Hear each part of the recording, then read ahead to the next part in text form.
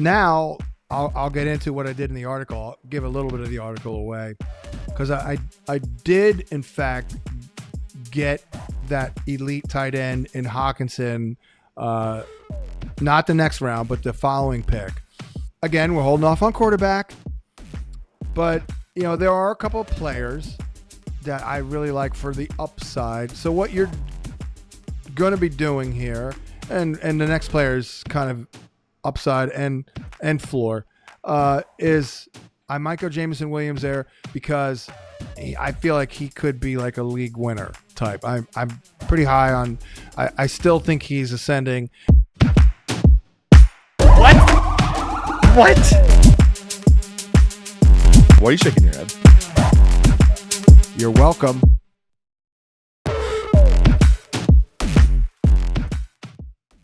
All right, John, we're back. We're on the clock with pick number 3. There's a lot of running backs on the board here because you've taken Jamar Chase at 1. You've taken JJ at 2.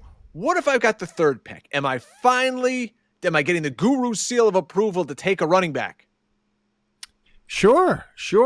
Well, let's just start right from the crux of the matter here, because you're still dealing with the old running back or wide receiver option here. So here's the 3 options I mapped out, and let's hashtag talk about it. Option 1, drafting from the 3 hole, was to open wide receiver, running back, wide receiver with Justin Jefferson, Jonathan Taylor, or either T. Higgins or Garrett Wilson. Option 2 was running back, wide receiver, which would be, let's say, Bijan, Garrett Wilson, and JSN. Or wide receiver, running back. That's what I found to be the top 3 combinations with Justin Jefferson, Taylor, and Chase Brown. Well, if you've been listening to the podcast for pick 1 and pick 2, you probably know where I'm going with it. Brian, I think the best start from the 3 spot right now would be option 3. You get your anchor stud receiver in Justin Jefferson. And yeah, you're going a little overboard on running back, but you're hitting it hard. Now you're good. Now you're good at running back. And yeah, you do have a little bit to catch up with, but at least you have that anchor in Justin Jefferson. So that would be my opening monologue, if you will, in terms of drafting from the 3 spot. Plan it out, rounds 2 and 3. You're still kind of on that turn hook and see what you see. Now, maybe Chase Brown's ADP will go up and this is not doable, but I do like that. I'm an old school guy. I always have the mindset, John, when I'm in a draft, take running backs, then take another running back. When you think about taking another position, take another running back. So when I see Jefferson, Taylor, Brown, like that speaks to me because it's always great in draft season, Guru, when we're talking all these wide receivers and everyone's like, look at this sexy 0 RB team. And then guess what happens? Week 5, you're trading, DK Metcalf or AJ Brown or whoever for a running back because you don't have any. Your RB2 is Tajay Spears and you're kind of crap out of luck. So I love this way to go. And oh, by the way, folks, in your drafts, you might think, oh, well, Justin Jefferson, he's not going to go 1 or 2 in my draft. Of course. So now he's available for you guys here. Plus he's got that injury issue. Should be fine for week 1. Because I think in home leagues, John, you're going to see Bijan or Gibbs go off in that 1, 2, or 3 spot. So JJ's going to be there for a lot of folks at 3. Yeah, I mean, he's out there practicing. I saw him since the news came out about that. It was a hammy. So I'm presuming, he's going to be fine. They might not have him open it up.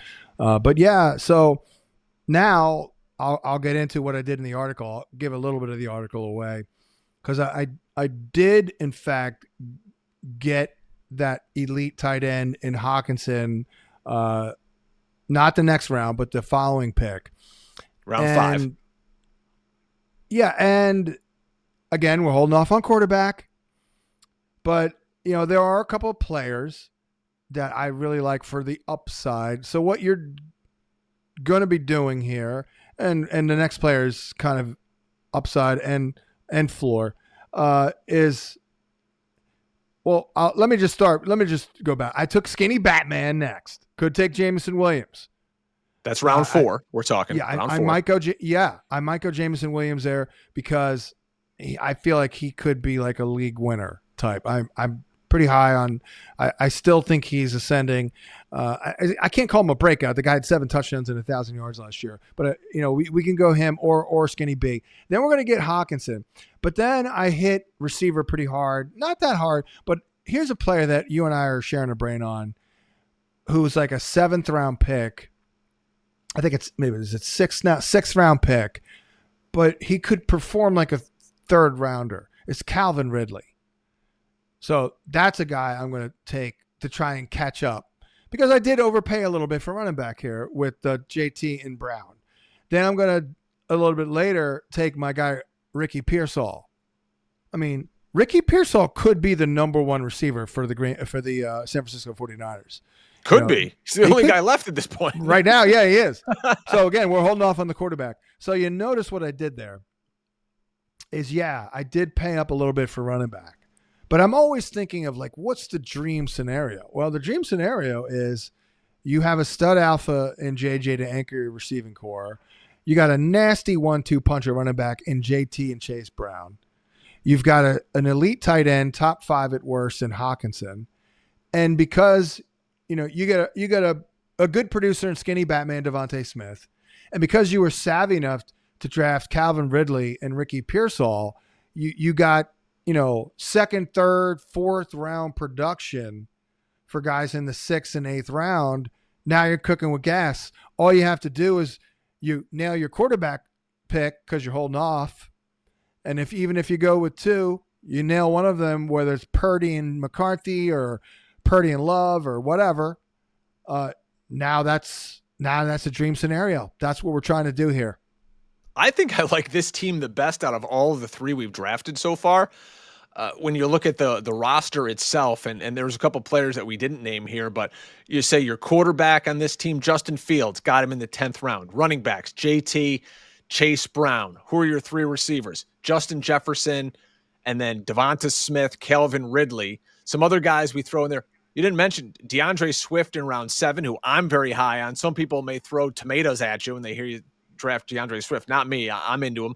Jaden Reed, Pretty Ricky, Rashad White, who you're very high on. These are just guys you can get a little bit later, and then maybe if you want to take a backup tight end.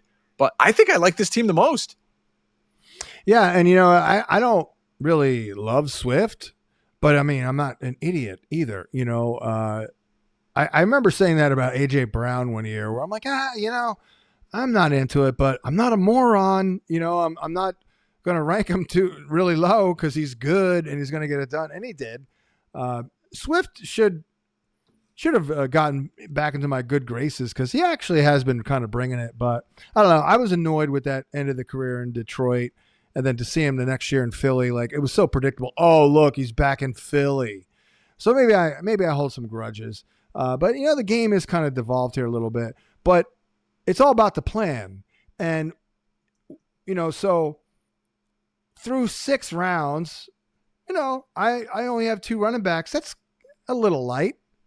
So I liked him to kind of glue it together as a good 3 that you can get around 7. So sometimes, I back players that I may not love, but I'm fine with them where they're being drafted because it does kind of fit the plan.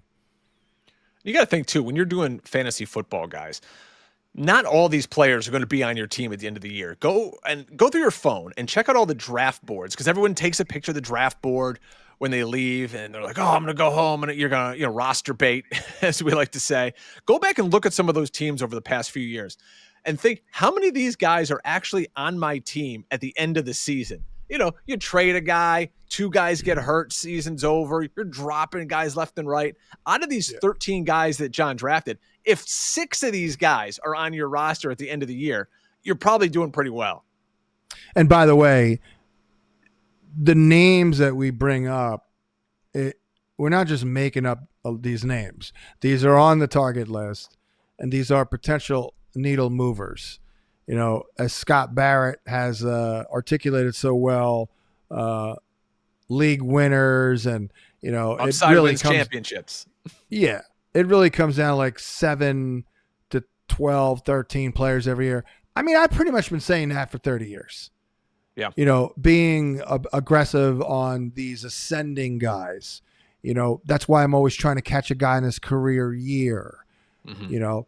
And sometimes the planets align and a guy presents a great value like Calvin Ridley. Calvin Ridley was out of football for a year, didn't do tremendously well that last year. And in 2024, he wasn't great.